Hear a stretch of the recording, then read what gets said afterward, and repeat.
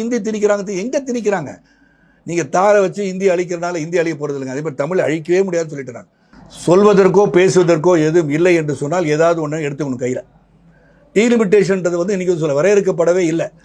அதாவது புலி வருதுன்னு கிளி அடிச்சிருச்சுன்னு சொல்லுவாங்க, வரவே இல்லை எதுவுமே சொல்லலை. சொன்ன பிறகு நீ பேசியிருக்கலாமே. அப்படி ஒன்று உருவாகி இருந்தால் அனைவரும் சேர்ந்து போராடி இருக்கலாமே. ஏன்னா குறைய போகுதுன்னு சொல்லும்போது எல்லாரும் குரல் கொடுப்பாங்கல்ல. கட்சிக்கு அப்பாற்பட்டு எல்லாம் ஏங்க எங்களுக்கு குறைச்சிட்டீங்க, எங்களுக்கு ரெப்ரஸன்டேஷன் வேணும் அப்படின்னு கேட்பாங்கல்ல. ஸோ அதனால் 2 வழி வைத்திருக்கிறார்கள். அந்த 2 வழியில் எது சிறந்த வழின்னு பயக்கும் போது இந்த கருத்துக்களை சொல்கிறதுக்கு அது டெமோக்ராட்டிக் கண்ட்ரி தானே. அது வந்து நீங்கள் 40 கட்சிகளை கூட்டி நீங்கள் என்ன சொல்ல போறீங்க? எவ்வளோ கொள்ளை வேங்க வயல் 700 நாள் ஆச்சுங்க. 700 days குற்றவாளியை கண்டுபிடிச்சிட்டாங்களா? இதிலெல்லாம் மும்முரம் காட்டுங்க. தமிழ் வளர்க்குறேன் எங்கே வளர்க்குறீங்க? மற்ற மாநிலம் அதான் நான் பேச்சில் சொன்னேன். மற்ற மாநிலத்துக்கு போய் தமிழ் இருக்கை எதுவும் செஞ்சுருக்கீங்களா? அங்கே தமிழ் சொல்லிக் கொடுக்குறீங்களா?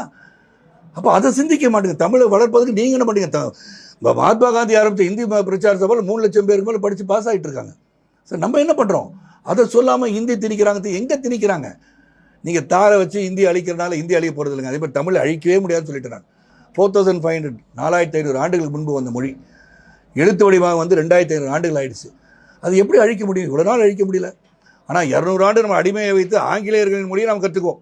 ஆனால் இங்கே இருக்க இந்திய மொழி 70 கோடி பேர் வந்து பேசுகின்ற மொழியை கற்றுக்கூடாதுன்னு நீங்கள் சொல்கிறீங்க.